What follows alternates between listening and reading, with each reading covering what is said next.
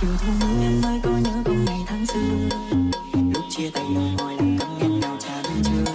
Ngàn ngày trăm năm anh sẽ đến đón em dù nắng mưa, váy cưới sẽ không thể nào làm em thấy lòng. Vậy mà hôm nay anh hay tin anh có người thế thay, em hứa em chờ rồi tình em trao cho người ta đây. Mặc kệ cho anh rưng rưng nước mắt hai hàng lắng lên, thấy em cười mà lòng đớn đau vô cùng. Từ nay anh chẳng dám từ từ